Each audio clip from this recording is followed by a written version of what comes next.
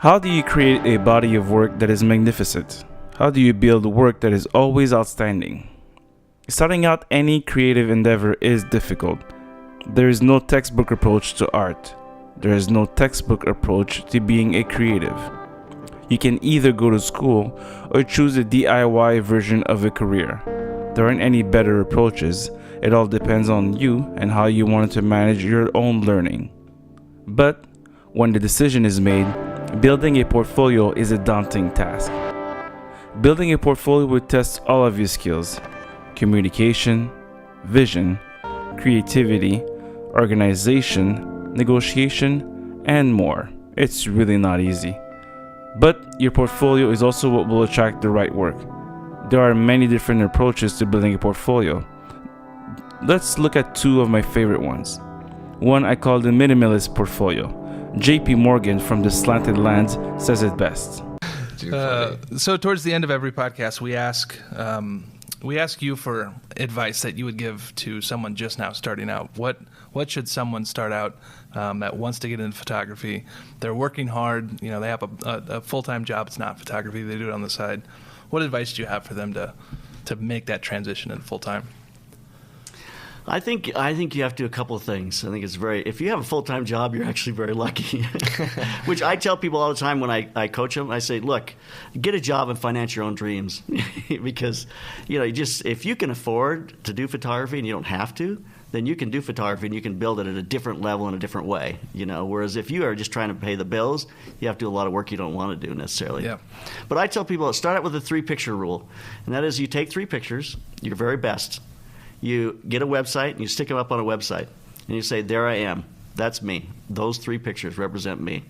Now, I need to take something better than that, but in the same genre. And you start doing that till you get 12. Once you hit 12, now you start talking to everybody that you know. And you start talking to them about, you show them the pictures, you start taking pictures of their friends, their kids' friends, or whatever, and you try to get more images to put up there and to continue to grow. But you have to start talking. You have to just shoot everybody. Do it for free. If you're not making money, shoot just to get things, but produce and shoot, create images. Also, Joey L., the Canadian-born New York photographer, yay Canada, has also the same approach.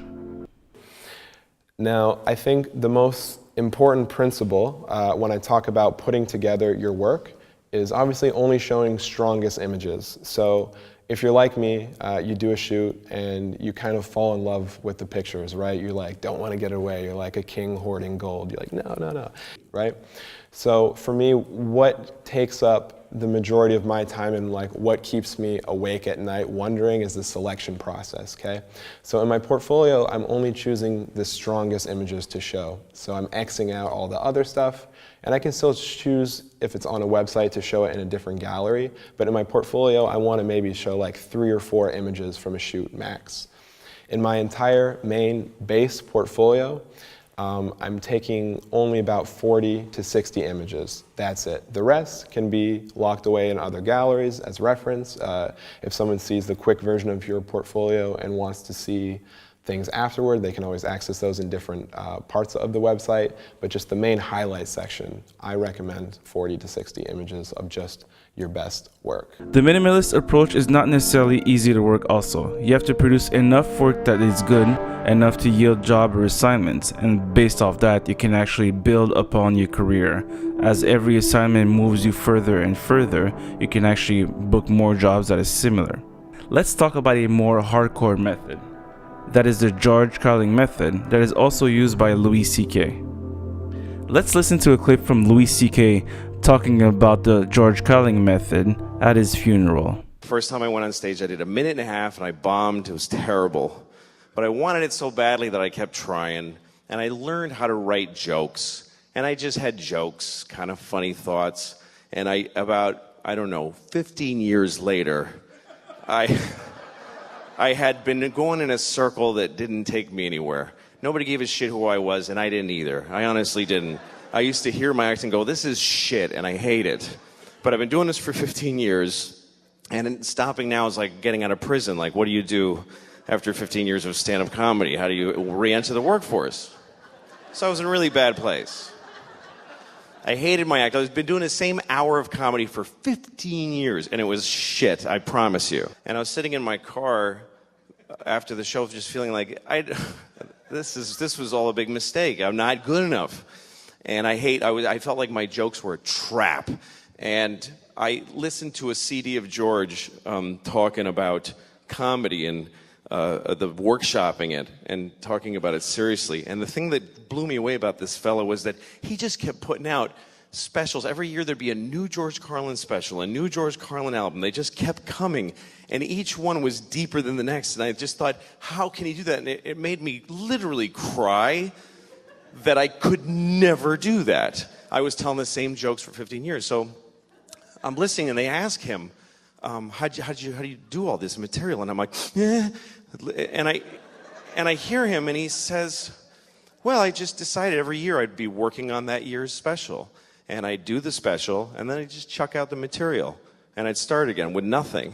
And I thought, that's crazy. How do you throw away? It took me 15 years to build this shitty hour. If I throw it away, I got nothing. And since then, I've done 3 comedy specials, and I've started down the same road. It's been a massive change for me. I feel every year I've got something to work for. I'm doing exactly what he taught me to do. And on stage, I feel a courage to say what I want to say because of this guy. Based off what you heard, you would have to shoot new stuff and do your regular work, but coming January, you would get rid of everything that you created. Could you get rid of all your work and create a new body of work every year? Every January 1st of every year of your career, could you delete your entire body of work and start fresh? This is why I call it the hardcore method. I do not know of a single photographer that got rid of everything that he has done.